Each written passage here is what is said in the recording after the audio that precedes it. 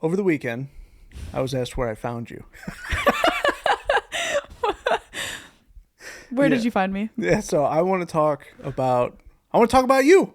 Me? Yeah, I think we should talk about you. Yeah. I actually get a lot of questions about you. Okay, like what?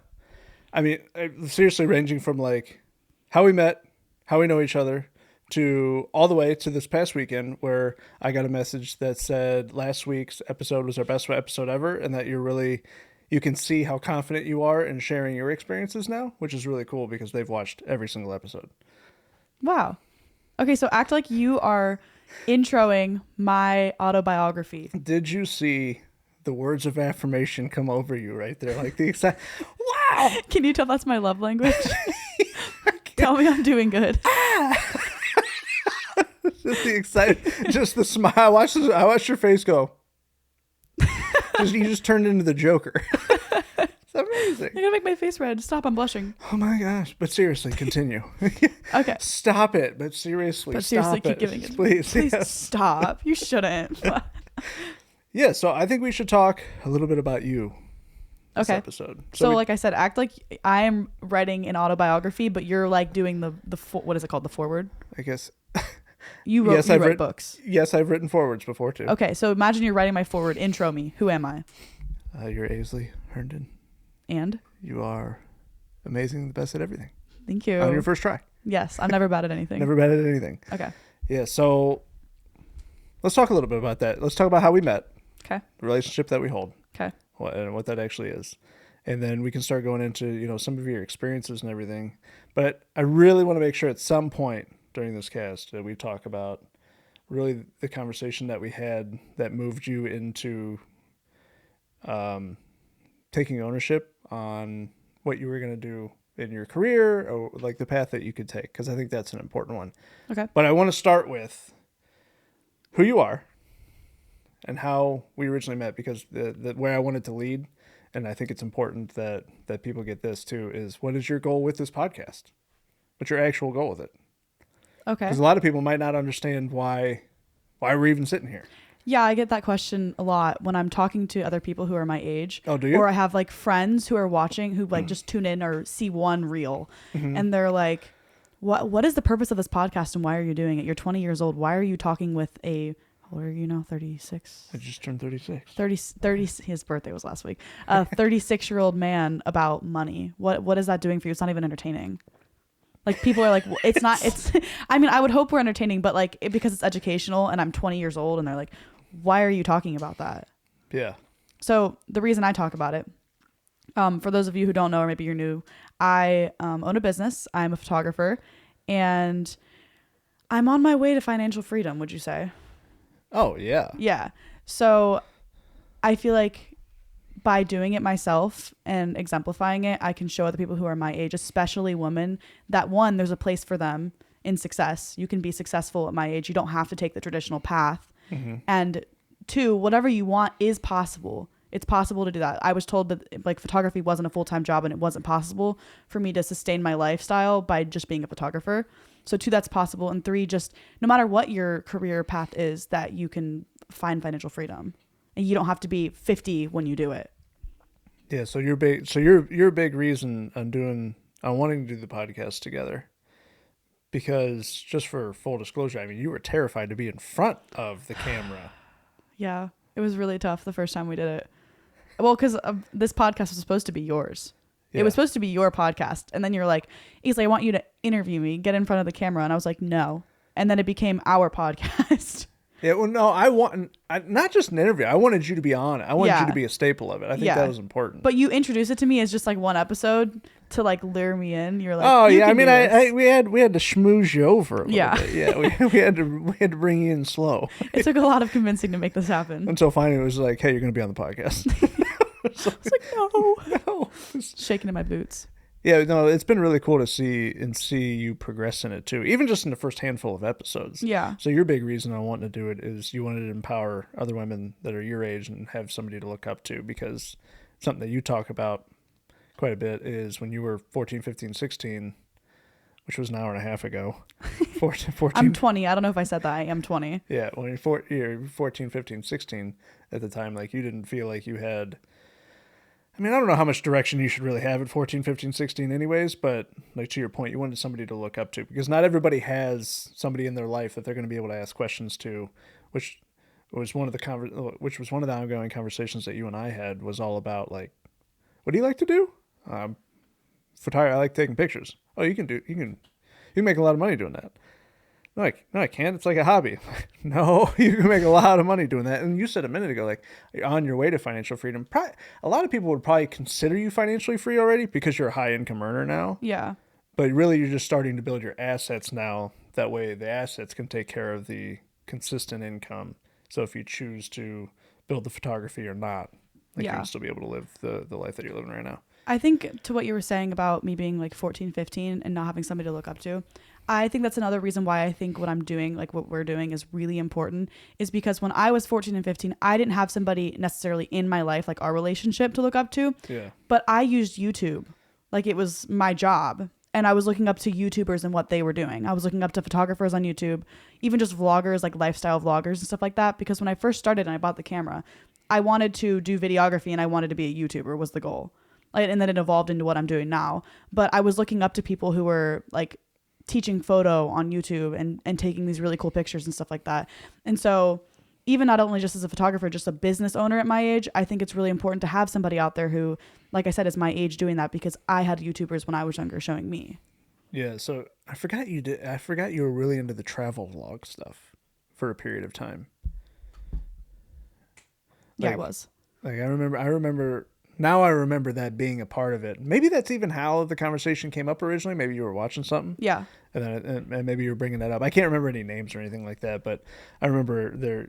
Like Sawyer Hartman, all of the travel YouTubers who. You're gonna name every travel YouTuber, and I'm gonna go who, because that's what you did that day. Yeah. But all of the travel YouTubers who, like traveled the world and recorded their life, but also were like photographers too. They had really good like photography and videography skills, which is how they like supported themselves.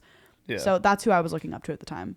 And obviously the vision has evolved now because I'm not doing that, but to some extent I kind of am. Do you find it interesting that you're on YouTube now? I do find it interesting. And I think it's one of those things where you say you're going to do it over and over again. You like speak it into your life and you'll end up doing it. Like when I hit my first 100K on TikTok and I was getting like bigger on TikTok with that series. I remember my first 100K on TikTok. No, you don't, because you don't have 100K. I know. Don't lie to the people. I do, though. I remember my first 1,000. Yeah, you do. It was yesterday. It's like last week. But it was really cool when I was doing that because it was like, okay, but I'm doing this in my own way. I'm using photography. I'm not doing what I thought I would be doing, but I'm still on social media and I still have a following now. Yeah, it's cool how it evolved for you. Yeah. Okay. So how did we meet? You are my uncle. Mm-hmm. We are blood. You married my aunt. Yep. So we're not blood, actually. I'm lying. We're not blood. I guess technically we wouldn't be. No. Back up a little bit. How did we meet? So you. No. I want to know how. I want everybody to know how we met and what you thought. So my aunt was living in the basement of my house for all of like a month of my life. And didn't she had just moved from she was like in between places. Hour away or something. She had just moved. It was pretty far. Yeah, she had just moved from like an hour or something away. Yeah. And then was there for a few weeks and then was getting another place. Yeah. Yeah. So she was living in my house temporarily. And I was in the basement helping her pack up. And this freak walks down the stairs with a Slipknot sleeve of tattoos on his arm, dressed exactly like he is today, and introduces himself. And I thought this man was weird and terrifying. I was like, there's no way she picked this one. I actually thought you were weird. I told my mom. She asked me like after you left, and I was like, he's weird. I don't know.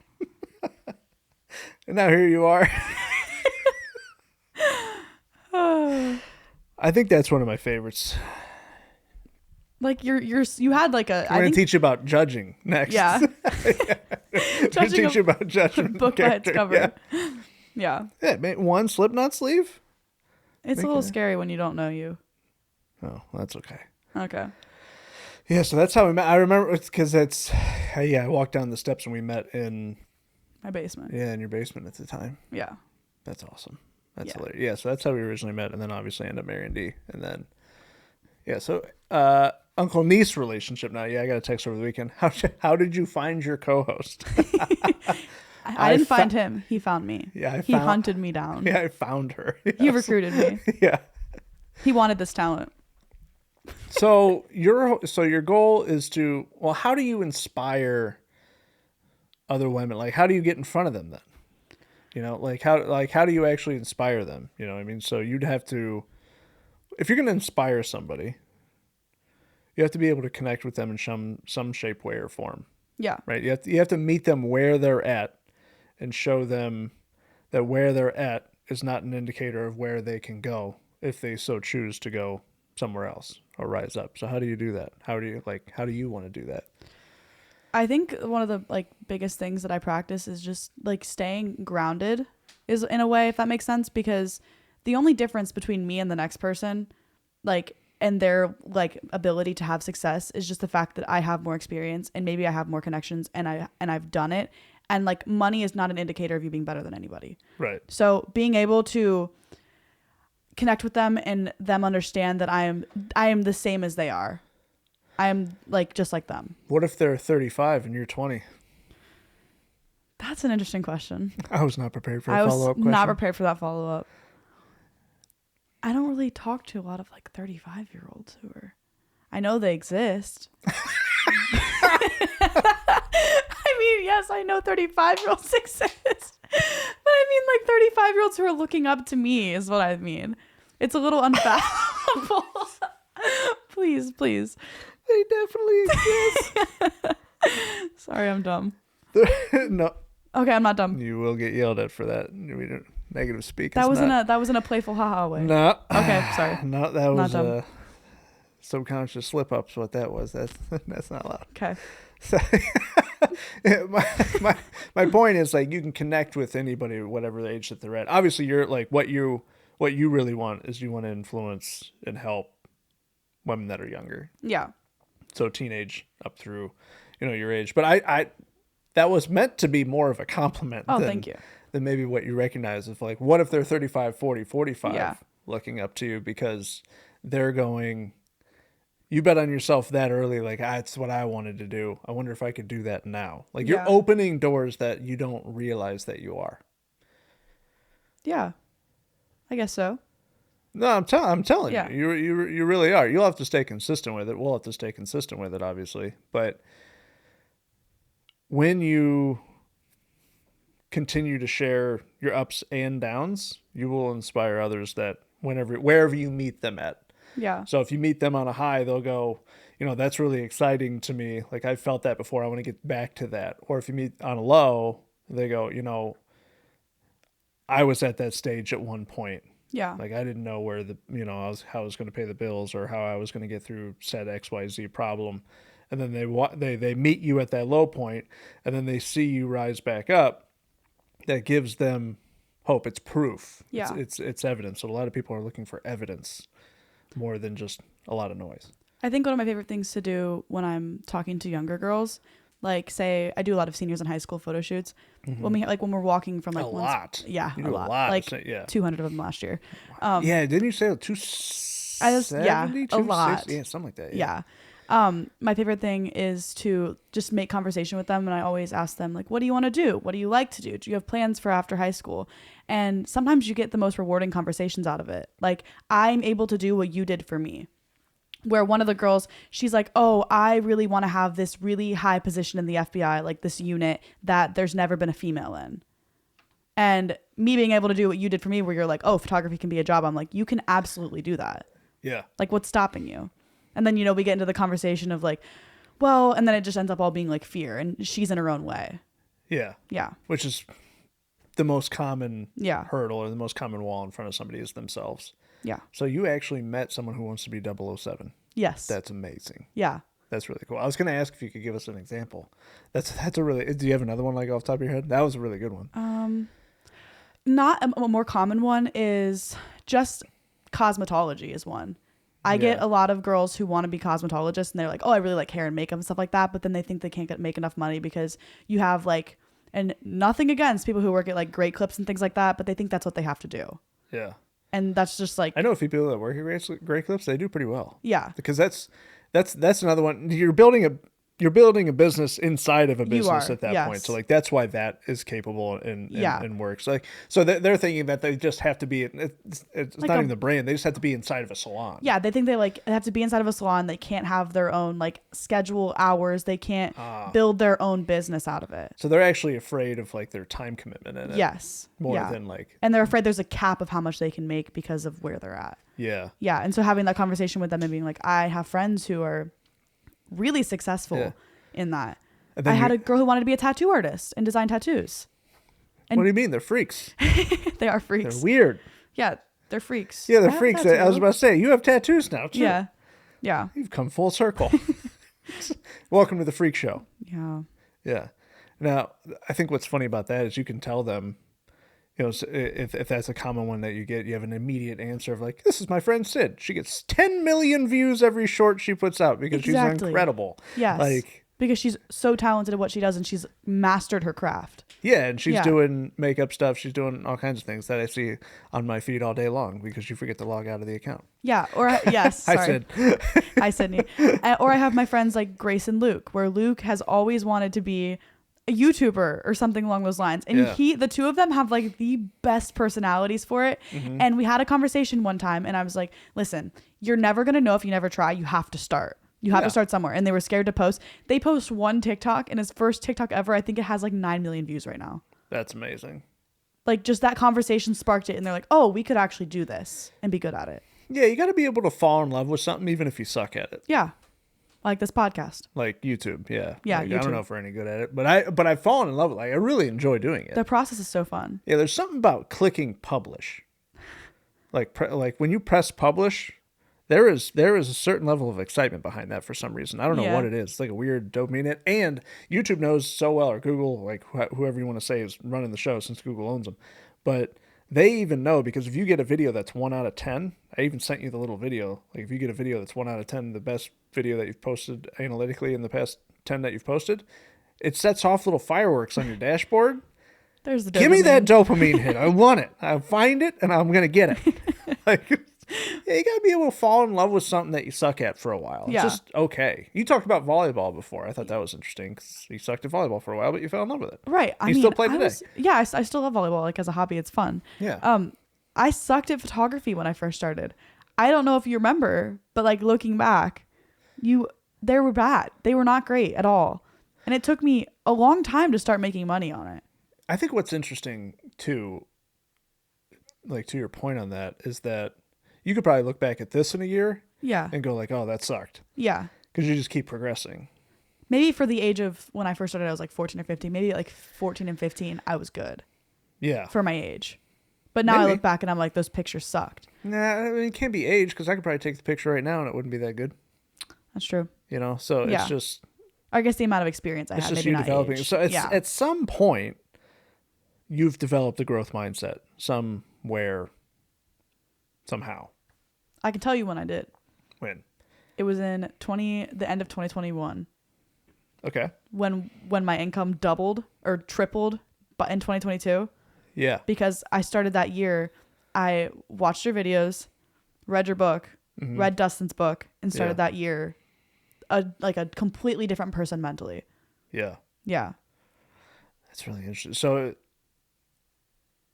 it was proof and it was evidence, but it was introduced to you through, I mean, what we're doing now. Yeah. This kind of stuff. So that's why you want to share it now. So you want to share that with other people. So there's a little bit of your goal behind it is I want to introduce people to a growth mindset by some age. Oh, absolutely. Because no matter what your goals are, your interests are, a growth mindset will change your life. Yeah. You won't even recognize your life. That doesn't take very long either. No. I think that's the impressive part about it.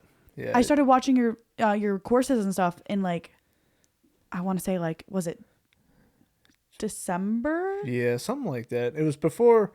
Yeah, it was. Yeah, something Maybe like that. it was November. Like November, November, December. I was about to say it was definitely fall to winter. Okay, yeah. October, November, December of 2021. Yeah, 21. And then by February or March of 2022, yeah, I was on track to make My entire year's earning of 21. I remember that. In the first quarter, you made what you had in the entirety of the last year. Yeah. Yeah.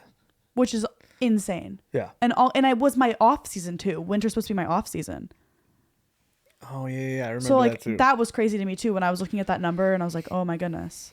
Yeah, so it's when you were introduced to, like, I'm just going to get better every single day. Yeah. Yeah, and I'm in control of how much I improve, how much I learn, how much I work, how much I control. Yeah, okay. And it was my first time having that self-education, like dopamine. Yeah. Where you're like, oh, I'm getting better. Keep going, keep reading books, keep watching videos. Like, this is amazing. Yeah, podcast. Like, keep yourself busy.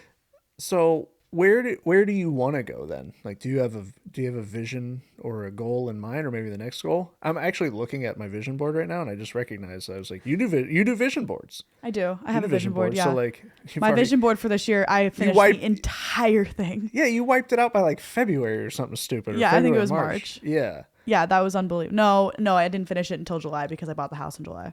Oh, okay. Yeah, okay. The keys to the house. So I bought the house in July, and that's when my vision board was finished. I was tempted to make a second one for the second half of the year because that was crazy. Yeah, why not? I might still. Yeah. So where is your vision taking you now? Like, where do you really want to go with this? Maybe where do you? Let's start here. Where do you see this? Where do you see the podcast, the Financial Favor podcast? Ideally, just reaching as many people as possible. Yeah. I want to hear more like success stories from it. People who are coming to us and they're like, this happened because I started implementing a growth mindset, or I'm practicing what you're talking about.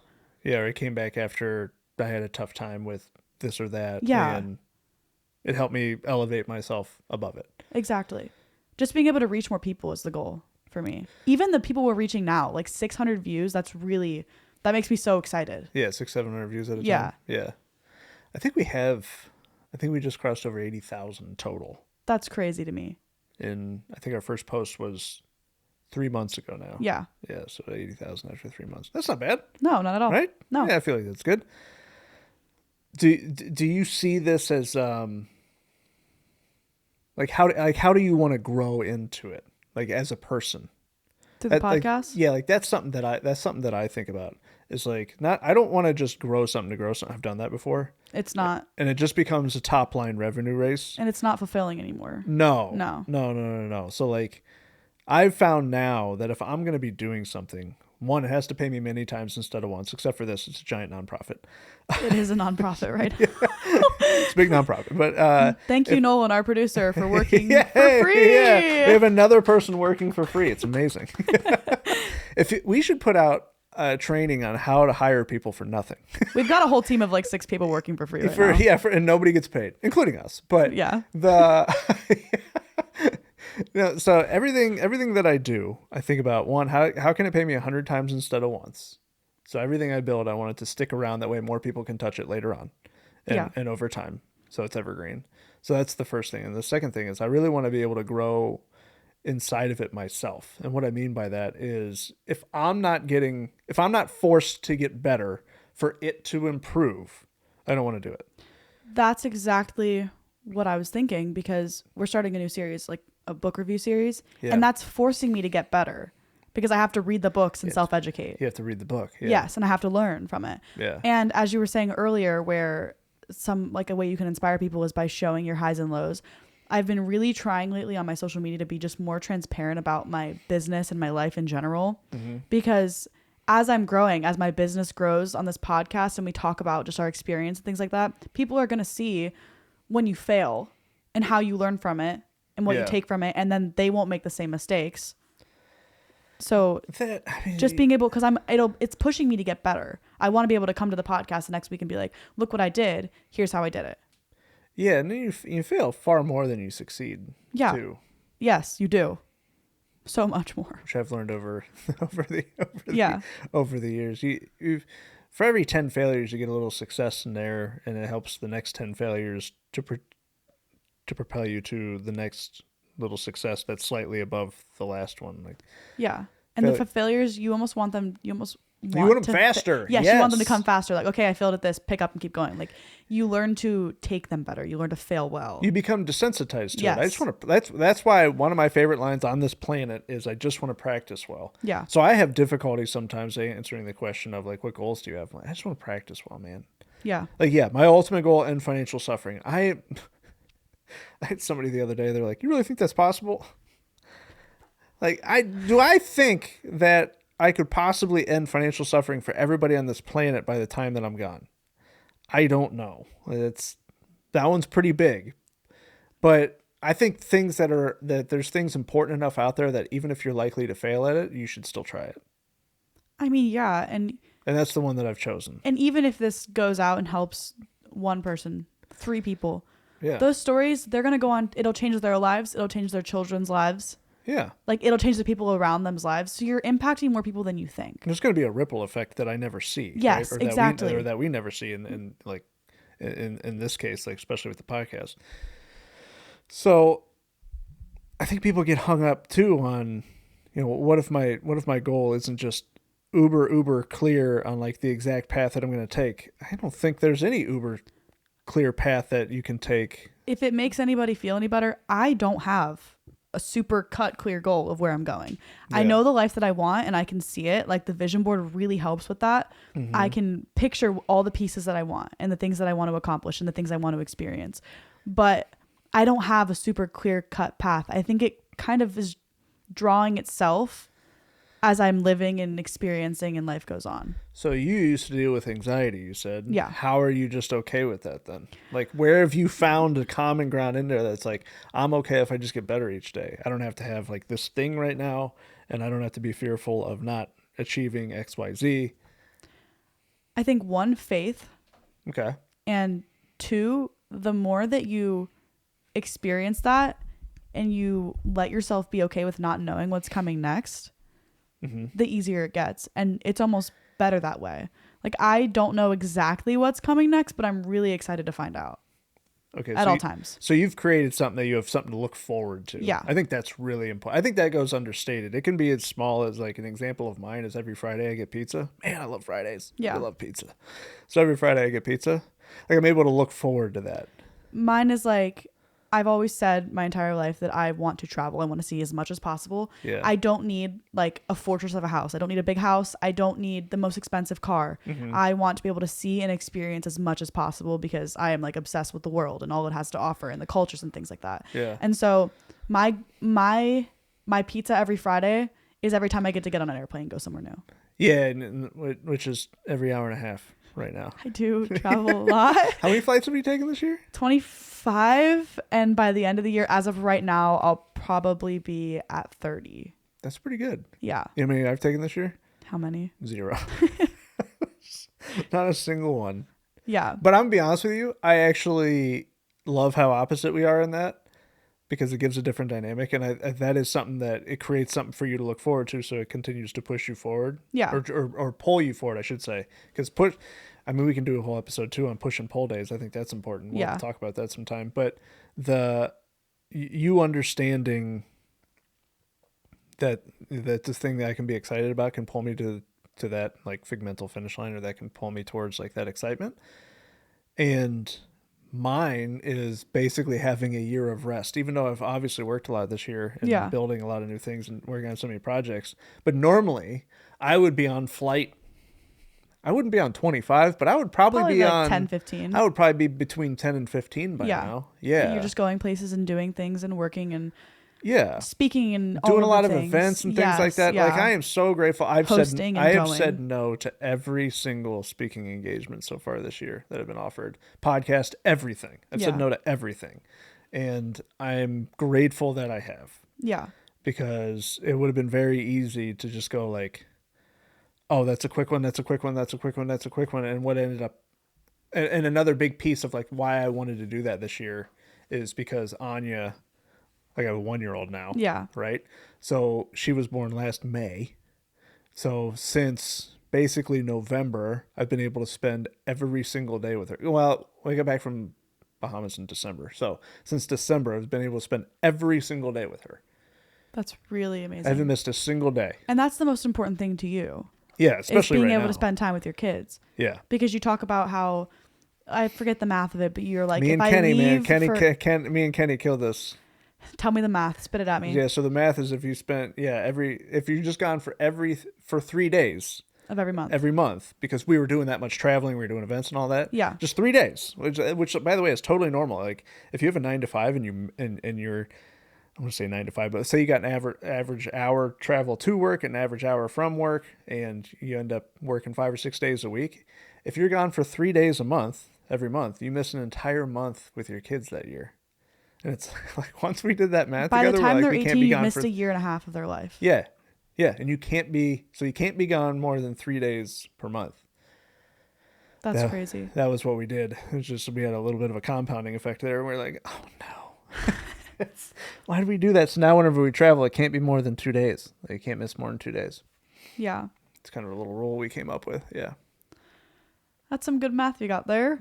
Yeah. And you're like, on flight 26. But I think, again, that's why I'm excited about our differences from that. Yeah. And like, we've talked about it where I don't want kids. I mean, I guess you did have kids around 30. Why it's 30. 7. So Yeah. you had kids at 30. Yeah. I don't want kids until I'm 32. Yeah. Like not 32, like 30 also. Yeah. Because I like 32, how oddly specific. because that gives me all the time to do, like, be selfish and do all the things that I want to do. And then exactly those rules. Cause I don't want to miss time of my kid's life. Yeah. While I'm out doing things for myself and seeing those goals out. Yeah. Yeah.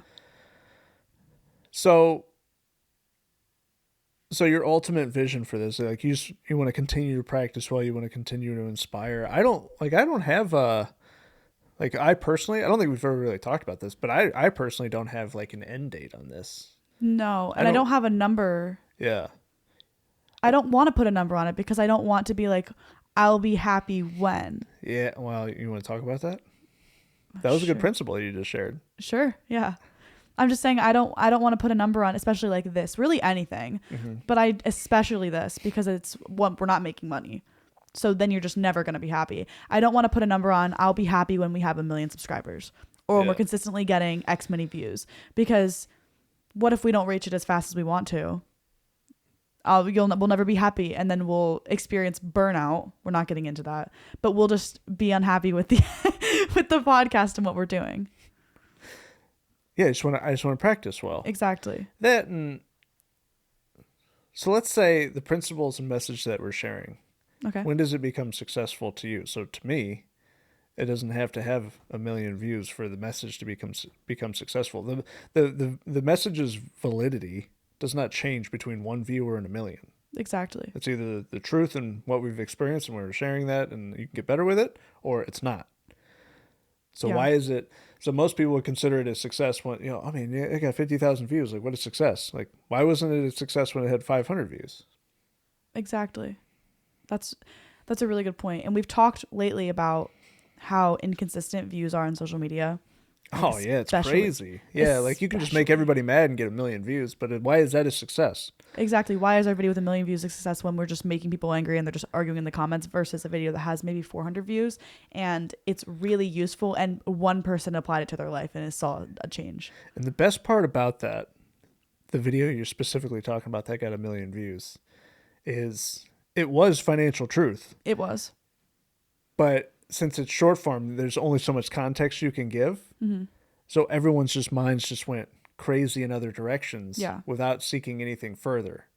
That's why I'm like 80-90% sure that short form is completely useless in every facet. It's just too little, and it doesn't actually build somebody up. But we'll see in time. Right. We'll see in time. Most of the short form stuff that I see that people would consider successful is a complete mind dump, useless 25 seconds that you're never going to get back. Yeah. And we've talked about how if you put your worth in your short form content, say you want to be a TikToker and you put your worth into that, it's really bad for you. Well, you experienced that. I did. When I first hit 100,000 followers on TikTok and I was How many do you have growing, now? 127,000. I've grown 20,000 since then. Oh, okay. Yeah. So well, once you hit that mark, I think this is important to talk about because once you hit that mark, you kind of you stop because you were trying to find your validation in it. Exactly. I reached 115 and then I hit like a plateau because I wasn't into the content. I wasn't confident in what I was creating. I wasn't feeling creatively charged at all. And I just wasn't liking what I was producing, like putting out. I was joking, like, it kind of felt like I was like selling my soul for TikTok. And I was like, this is not what I want to be doing. Like, I don't like this. Yeah. And so I had to take a step back from TikTok specifically because I was like, this isn't doing anything for me anymore. I'm not booking shoots from this. Yeah. I'm not enjoying making TikToks, and I'm just discouraging myself because I'm not getting the views I need to get. I need to stop putting my worth into this. So I took like a 6 to 8 month break off TikTok completely. What is your feelings on it now? Not necessarily TikTok, just I mean like what you're creating. I'm creating when I want to create. Okay. And when I feel like something's going to be useful. Do you say what you want to create or when you want to create? When. Okay. So maybe not when, because you're not always going to feel good. So if I were just only creating when I felt good, I would never create. You're going to create 10% of the time. Yeah, I'm never going to create. Especially just like social media in general, when I feel like there's something worth putting out that could be useful to people, is when I post. So instead of putting like, I'm going to make a goal to post 2 times a day on TikTok every day, which is what it was. It was, I'm going to post twice a day, 3 times a day on a good day on TikTok to grow. Yeah. It's not sustainable. Your foot just being on the gas, and you're not putting out content that people actually want to see or has value. If you're like, when I owned a business, I was working full time and I was in school and I was trying to do that. So you're getting hundreds of thousands of views, millions of views. Like, yeah, you have like 10 million likes or something stupid like Yeah. that. That's insane. So I find it interesting that through your faith, through your understanding, your adoption of a growth mindset is that you find more worth and validity in something that gets 400 or 500 views right now than 1 million. Yeah. That's really interesting. I mean, an example of that is the 2 platforms, Instagram and TikTok. They both I've had like pretty substantial followers on both. I would say I have 12,000 on Instagram and like 100,000, 120. Well, you would get millions of views on short form stuff or reels or whatever. I mean, I've had a few hit 1 million, but usually it's like thousands. A good one will hit like 80,000 or something like that. And I would take an Instagram video that gets 2,000 views, 3,000 views, even just 1,000 over a TikTok video that gets, say, 10,000. Yeah. Yeah. I could see that. Because the people on Instagram want to see what I'm posting, and I'm providing value to them. It feels more community based. It does feel very much more community based. And I feel like I'm actually making a change over there, where on TikTok I'm just posting and you get views and you're like, oh, the vanity metrics, the numbers. You're like, oh, numbers. I'm pretty convinced that YouTube's the only S tier social media platform, in my opinion. Yeah. Pretty sure it's the only S tier one. I think everything else is below it. Yeah. And I think 1 million followers on TikTok is equivalent to 1,000 subs on YouTube. I think it's that drastic. Yeah. I really do. I think it's that drastic. I would agree. By just having the experiences on both now. Yeah. Of seeing the questions and the interactions that I've had with 400 or 500 views per video, and having, stuff get 400, 500, 600,000 views on a TikTok video. Yeah. And it just plays into the point, like, you don't have to find your worth in a vanity metric. No. And the vanity metrics they're not an accurate measurement of the people you're touching, especially when we're doing like a mission that we have. Yeah. They're just not accurate. A video could have 400 views and you're going to be like, oh, that's really bad. We have, we have 3,000 followers on Instagram and the video has 400 views. You're like, that's awful. But what you don't see is maybe 5 of those people saw it and were touched and are implementing a change in their life. Yeah. And then the 15 people around them, like the circle that grows around them based on that change. Yeah, they go, yeah, why'd you make that change? So that is a goal of yours. Like, that's where I wanted to get. Yes. Was I wanted you to share that story, because I'm sure there's a lot of young women especially. I mean, I think me and you even had this conversation. I think when I first ever had any views, because I had never had any views on anything before. I was always building in private.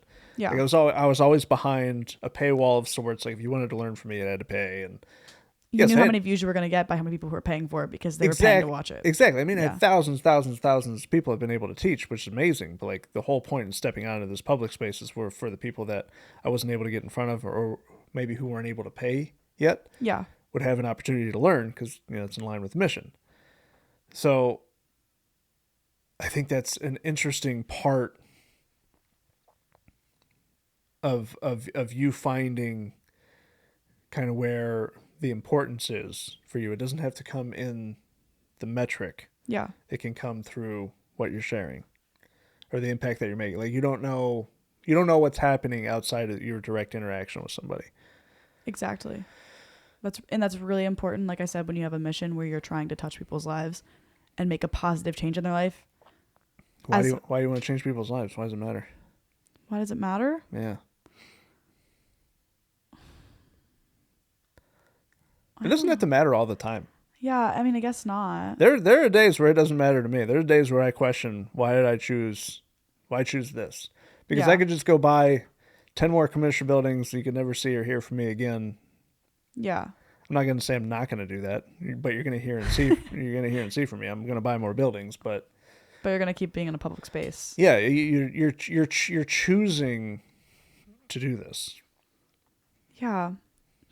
I mean, in my opinion, I'm like, well, what's the point if you're not helping other people? What do you mean? Like, how do you feel fulfilled? How do you feel fulfilled? You're not helping other people. How do you feel fulfilled? I feel my worst when I'm not helping other people. You feel your worst when you're not? Yeah.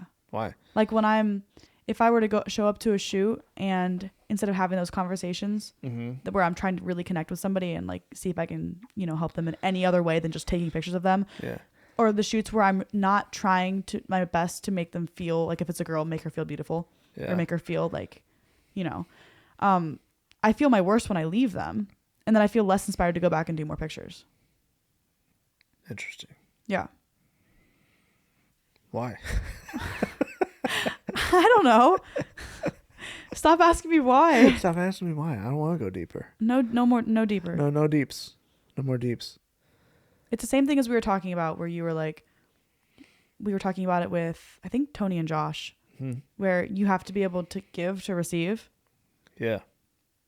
No, you have to be open to receiving. Open. Too. Yeah. You Sorry. have to be open to receiving. Open to receiving. Yes. Yeah. Both ways. Yeah.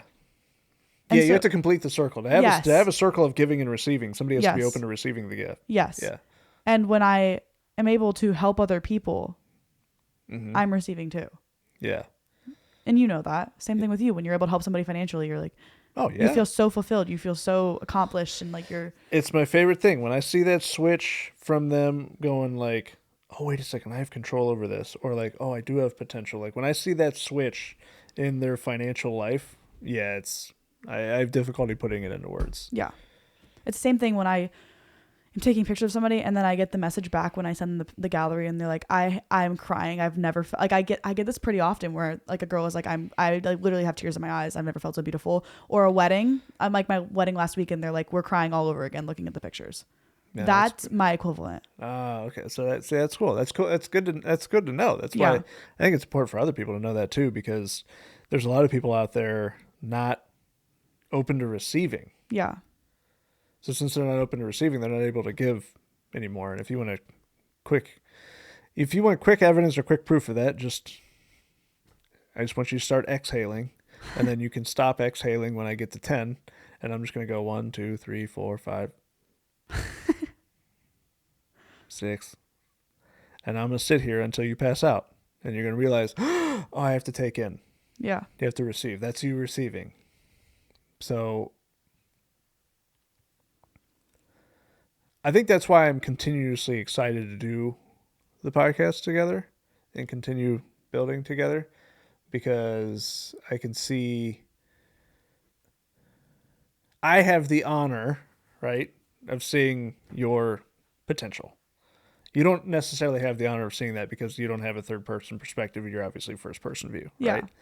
So I get to see how far you've come in 90 days. Yeah. And you're also seeing it from the lens of somebody who's been through these stages of life. Yeah, similarly. Yeah. Not exactly the same. Yeah. But to some extent, you have lived longer than I have. This is a fact. You have lived longer. This is true. You do have more like wisdom and age. It's so for me, it's exciting for you to commit to it. Yeah.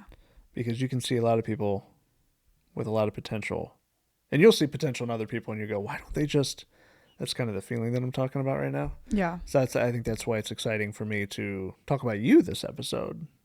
That way people can get to know you a little bit better, and you're more comfortable in sharing what you actually have going on and being transparent in the actions that you're taking and why you're really doing it. Yeah. It also, like I said, it forces me to work harder and to want more. I want pain. Give me pain. Yeah. Just discomfort. I hate comfort. Yeah, because I want more experiences. I want topics to talk about. I want to tell the people what's going on in my life. The people being you. Yeah. Nolan in production. That's who she wants to tell. Yeah. Do you want to hear about what I did today? do you want to know about the book that I read? Yeah. I think that's important. I hope people are able to put themselves in your seat too. Yeah. And understand that they don't have to be great at it in the beginning. It's okay to fall in love with something that you suck at for a while. And what's important is that you have the ability to learn from it and get better. And the only difference between me and the person watching is probably just self-education. Yeah. In different facets. It's just investing in yourself. It's going to be a big one for sure. Yeah. I think that was one of... I'm so glad I made you pay for everything. I wanted to just give you everything. Like, that's the other thing too that I'm proud of you in that, is that I always wanted to give you everything, but you always paid for everything. Yeah, I did. Because there's a switch that goes off in your head that once you commit like a physical dollar to something, then you become mentally committed to it. Yeah. Yeah. Yeah, you find more value in it, and like you said, commitment. Yeah, you find value in what you pay for. Exactly. And you put time into. Yeah. Yeah. Like, and I still to this day will say that the price that I paid, that is not that much now. Yeah, no. I paid like 5 times what it is now. It's a fraction of it now. Yeah. For your courses back then, mm-hmm. I would do that all over again, knowing the results that came from it. Oh yeah. Even though because I bought the wholesale course. Mm-hmm. Even though I'm not wholesaling now. Yeah. The principles, yes, all of the mindset things, mm-hmm. and then also the sales portion. Yeah. Just learning how even photography can be about. It's not about the pictures you're taking; it's about the connections you make with people. That can be it too. Yeah. Yeah. Well, you are solving a problem. I am solving a problem. Yeah. For sure. Yeah. And then you provide solution, right? You prescribe solution and you present. Yes. So you diagnose, prescribe, present, which we've talked about before. Yeah, it's just that's the industry that you're choosing to operate within. Yeah, the principles that you've been able to apply and practice over this short period of time has been incredible. Well, I'm glad that we got to talk about you a little bit. Is there anything that you want to share that you have off the top of your head? You can say no also. No. No. Do you have any more questions for me, sir? No, none. I think this was good. I think it was important for people to learn about why you're. I think the big one being the why. Like why are you here? Why do you want to be here? Why do you want to do it? What's your vision and goal for it? And then also a little bit of like, who am I? Yeah, who are you? What you've been through to be here, and how we met, and how you've grown into not thinking that I'm a total freak. Yeah. Thank you for beating the allegations once again. Yeah. I'm getting very good at this. Yeah. Yeah. If you guys have found value in this whatsoever, you can find yourself in Aisley's seat. If you can resonate with her whatsoever, make sure to like and subscribe and let us know what you think down below. This was beautiful. Beautiful. As always, it's a wrap. That is a wrap. Thanks for listening about me.